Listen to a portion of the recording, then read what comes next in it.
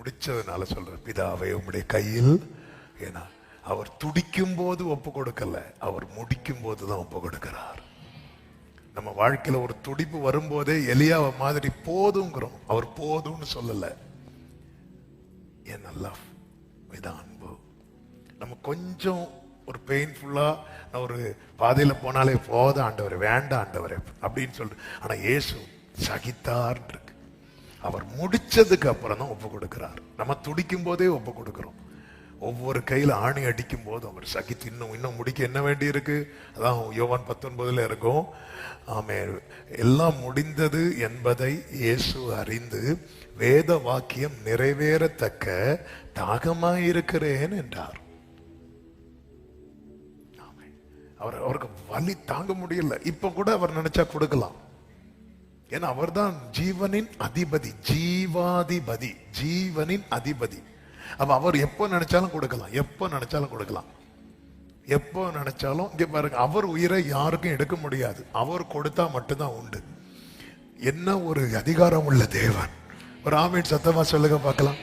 அவர் உயிரை யாருக்கும் எடுக்க முடியாது, அவர் கொடுத்தாதான் உண்டு. இப்படி ஒரு கிஃப்ட் மட்டும் இருந்தா, ஆனா அவர் அப்போ இந்த ஆணி அடிக்கிறாங்கன்னு தெரிஞ்சதுமே கொடுத்திருக்கலாம். அல்லது ஆணி அடித்து சிலுவையில 6 மணி நேரம் தொங்குறார். அந்த 6 மணி நேரம் தொங்க வேண்டிய அவசியமே இல்லை. அந்த பெயினை கூட அவர் சகித்திருக்கலாம், அதுல இருந்து எஸ்கேப் ஆயிருக்கலாம். இல்ல, இன்னும் நான் அப்பா சொல்லி செய்யாம நான் போகக்கூடாது, அப்பா சொல்லி செய்யாம நான் துடிக்கிறதுனால நான் ஒப்பு கொடுக்க கூடாது, நான் முடிக்கிறதுனாலதான் ஒப்பு கொடுக்கணும். ஏன்னா அந்த அன்பு, நான் பிதாவினிடத்தில் அன்பா இருக்கிறேன் என்று பிதா எனக்கு கட்டளையிட்டபடியே. ஆமே.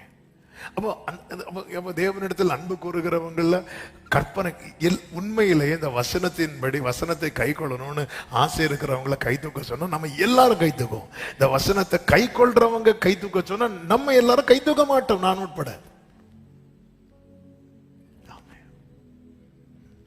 நான் கேட்கிற லிஸ்ட்ல இருக்கிறதுனால நான் அப்படி சில எக்ஸாம் நடக்கும்போது சிலர் சொல்லுவாங்க நான் கொஸ்டின் பேப்பர் கொடுக்கிறேன். அதன் அர்த்தம் என்னன்னா அவங்களுக்கு எக்ஸாம் எழுத, அதனால நான் பார்த்துக்கிறேன். சர்ச்செல்லாம் கொஸ்டின் நடக்கும்போது சிலர் அப்படி எக்ஸாமினரா நிற்பாங்க. மேக்சிமம் அவங்களுக்கு ஒண்ணுமே சில பார்க்குறாங்க என்ன நம்மளை போட்டு கொடுக்கிறார். அப்ப இது சாத்தியமாகுமா? இதுதான் கேள்வி. இன்னைக்கு காலையில ஆண்டவர் இதுதான் பேசினார். இது சாத்தியமா? இந்த கற்பனைகளை கை கொள்ளுகிறதுங்கிறது சாத்தியம் ஆண்டவரே? இன்னைக்கு இதுதான். இப்பதான் செய்துக்குள்ள போறேன், ஆனா 5 நிமிஷம் தான் இருக்கு.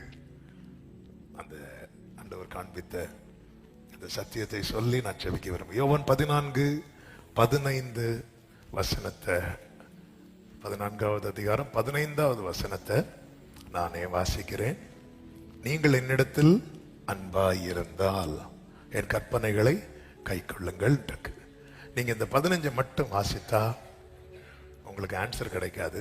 15ஐயும் 16ஐயும் வாசித்தால் ஆன்சர் கிடைக்கும். நீங்கள் என்னிடத்தில் அன்பாயிருந்தால் என் கற்பனைகளை கை கொள்ளுங்கள், நான் பிதாவை வேண்டிக் கொள்வேன், அப்பொழுது என்றென்றைக்கும் உங்களுடனே கூட இருக்கும்படிக்கு சத்திய ஆவியாகிய வேறொரு தேற்றரவாளனை அவர் உங்களுக்கு தந்தருளுவார். இந்த வசனங்களை நான் இங்கிலீஷ்ல வாசிக்கிறேன். If you love me keep my commandments. And அங்க ஒரு அண்ட் சேர்க்கப்பட்டிருக்கு. அதன் அர்த்தம் என்னன்னா, இது ரெண்டும் தனித்தனி வசனம் கிடையாது, இது ரெண்டும் ஒரே. எனக்கு எது செய்ய முடியும் எது செய்ய முடியாதுன்னு அவருக்கு தெரியும். If you love me keep my commandments and I will pray the Father and he will give you another helper that he may abide with you forever. இப்ப 2 வசனத்தை சேர்த்து சொல்றேன்.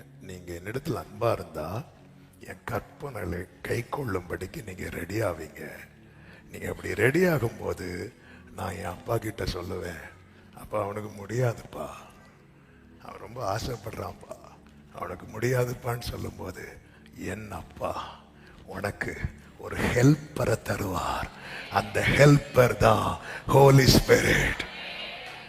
ஆமென் சொல்லுங்க பார்க்கலாம்.